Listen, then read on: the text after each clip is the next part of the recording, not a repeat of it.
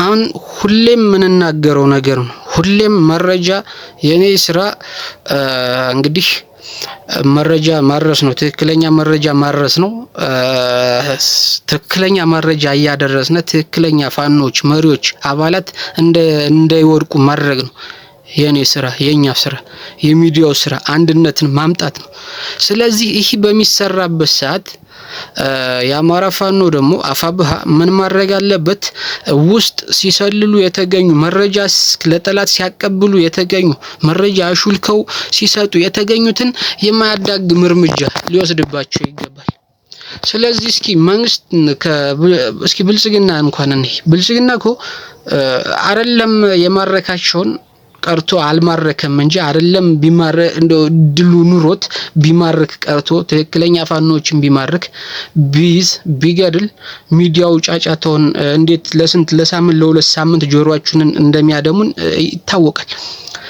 አይደለም ይዞ ቀርቶ ሳይዛቸው እንኳን ሰፈር ላይ ሰብስቦ የፋኖን አስመስሎ መሳሪያ ሰጥቶ ፎቶ አንስቶ እንኳን እንዴት ሚዲያውን እንደሚያጮኸው ይሄ ማንም ጋር ነው የሚያውቀው ነው። ስለዚህ በዚህ ሁኔታ ኖርማል አማራ ስለሆነ ብቻ ገና ፋኖ ልትቀላቀላል ትችላለህ ገና ፋኖ ነህ በማለት የሚረሽን መንግስት የሚረሽን የአማራ ጠላት ፋኖን ይዞ ምን እንደሚያደርገው እኮ ይታወቃል። ይህ ባለበት ሁኔታ ፋኖ ውስጥ ገብቶ መሪዎችን ያስገደለን የጠላት ደህንነት፣ መሪዎችን ያስገደለን የጠላት ተላላኪ፣ ከጠላት ጋር አብሮ የመጣን ጠላት ይህንን ምህረት የሚደረግበት ሁኔታ መታየት አለበት። ይህ ለጠላት ሞራል ነው።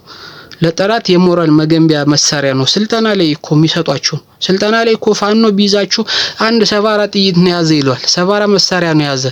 ጥይት የላቸውም። እርስ በርሳቸው መሪ የላቸው። እርስ በርሳቸው አይናበቡም። 10 አይሞሉም።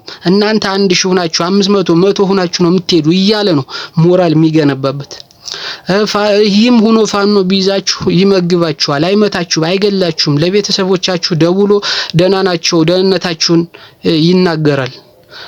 የትራንስፖርት ሰጥቶ ነው ወደ ቤተሰቦቻችሁ ሚሸኛችሁ እያሉ ሞራል እየገነቡበት ነው ጠላቶች። ስለዚህ ይህ የመነጨው ከምንድን ነው? ከፋኖ ይሉንታ ነው። ከፋኖ የእርምጃ አወሳሰድ ችግር ነው። ስለዚህ ይህ ነገር በጣም መጠንቀቅ አለበት። በጣም ብዙ መሪዎች ብዙ አባላት አጠናል።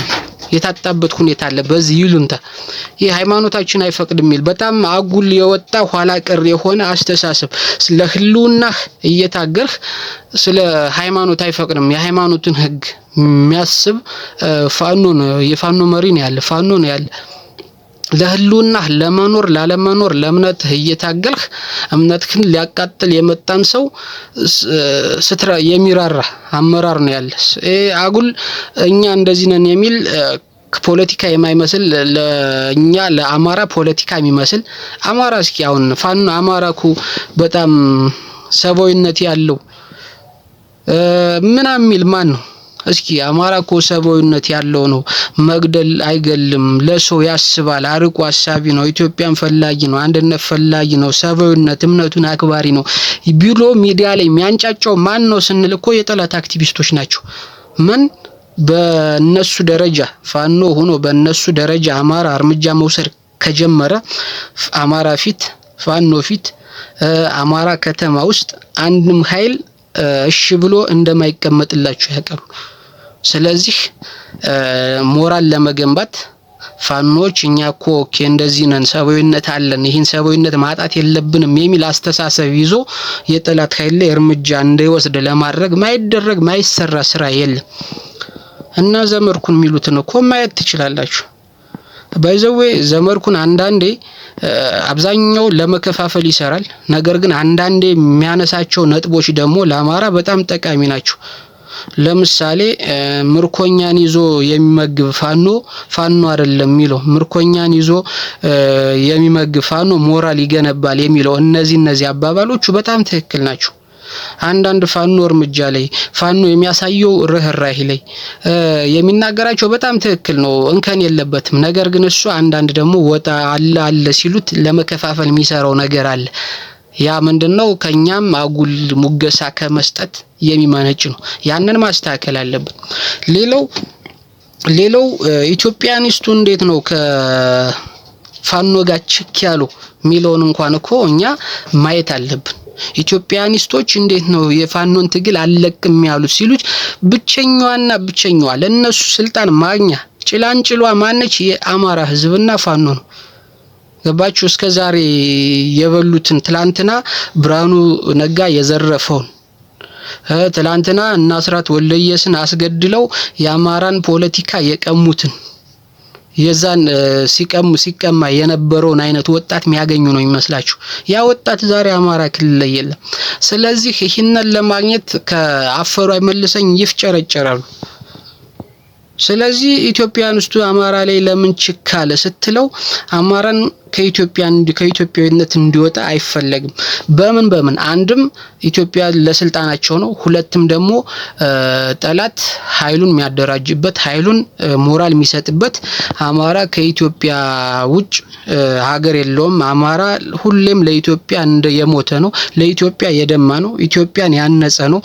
በዚህ ትውልድ አማራ ኢትዮጵያን አሳልፎ ሊያፈርስ አይችልም የሚል ሞራል የአማራ ወጣት ላይ ያሁን ወጣት ላይ እንዲሰፍር እንዲጫን ነው የሚፈልጉት። ምክንያቱም አማራ ብሔርተኝነቱን ካገባው እናም እንደነሱ ጽንፈኛ ናቸው አይደል? እኛ ጽንፈኛ ሳንሆን አግሬሲቭ ናሽናሊዝሙን ብንይዘው እኛ አማራንም ብለን ብንይዘው ቢያንስ እነሱ አማራ ላይ የሚወስዱትን እርምጃ ሩቡን መውሰድ ብንጀምር የጠላት ኃይል ለሰከንድ አማራ ክልል ውስጥ የሚቆይበት ምክንያት አይኖርም። ምክንያቱም ቢቆይ ህይወቱን ማጣት ስለሚረዳ ማለት ነው። አሁን ግን የጠላት ኃይል ምንድነው የሚያስበው? ፋኖ ቢይዘኝ ይቀለባለሁ፣ ለቤተሰብ እደውላለሁ፣ የትራንስፖርት ሰጥቶ ወደ ቤት ይመልሰኛል የሚል አስተሳሰብ ሰራዊቱ እንዲይዝ ተደርጓል። በግፍ ወደ አማራ ክልል ሰራዊቱ የሚጎርፍበት ምክንያቱም ይሄ ነው። ይህን ደግሞ ማን ይፈልጉታል? ይህንን ሞራል ደግሞ ኢትዮጵያኒስቶች ይፈልጉታል። ምክንያቱም አማራ ነኝ ብሎ ልክ እንደ ጠላት እርምጃ መውሰድ ከጀመረ የነሱ ኢትዮጵያኒስት ለአንዴና ለመጨረሻ ጊዜ እንደሚቀበር ያውቃሉ።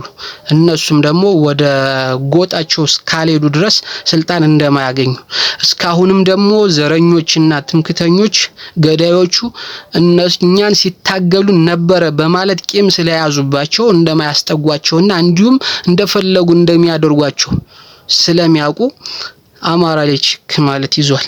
ስለዚህ እርምጃ የአማራ ፋኖ ራሱን በሚወስደው እርምጃ ልክ በጠላት ልክ ራሱን ቢያንስ የማስተካከል ስራ ቢሰራ አጉል እኔ እንትነኝ የሚል ነገር ቢቀር ቢያንስ ከየትኛውም ሁሉም ነገር የሚኖረው አማራ በአማራነቱ ሲቀጥል መሆኑን መገንዘብና ማወቅ ግድ ይላል።